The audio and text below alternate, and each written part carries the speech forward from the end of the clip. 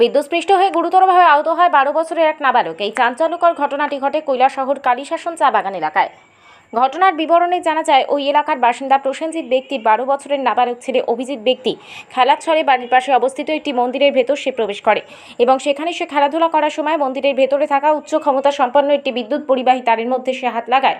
সাথে সাথে সে বিদ্যুৎস্পৃষ্ট হয়ে মাটিতে থেকে লুটিয়ে পড়ে। স্থানীয়রা ঘটনাটি প্রত্যক্ষ করতে পেরে চিৎকার চেঁচামেচি শুরু করে ঘটনাস্থলে এসে জড়ো হয়।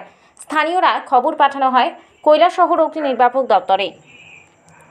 এরপরে তারা ছুটে এলে অগ্নি নির্বাপক দপ্তরের কর্মীরা অভিজিৎ ব্যক্তিকে ঘটনাস্থল থেকে উদ্ধার করে উনকোটি জেলা হাসপাতালে নিয়ে আসে। বর্তমানে গুরুতরভাবে আহত অবস্থায় অভিজিৎ ব্যক্তি উনকোটি জেলা হাসপাতালে চিকিৎসাধীন। উক্ত ঘটনাকে কেন্দ্র করে তীব্র চাঞ্চল্য ছড়িয়ে পড়েছে গোটা এলাকায়। কি হয়েছে স্যার? একটা কারেন্টের শর্টে একটা কালীশাসন বাগান এখানে মন্দির এখানে একজন ছেলে শর্ট হয়েছে। কেমনে খাইছে? হয়তো সুইচ দিতে গিয়ে আমার শর্ট হয়েছে। বাড়িতে না, একটা মন্দির আছে এখানে, মন্দিরের মধ্যে। কত বড় বাচ্চা?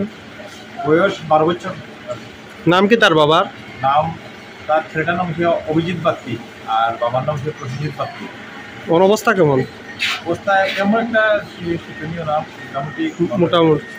ঠিক আছে, ধন্যবাদ।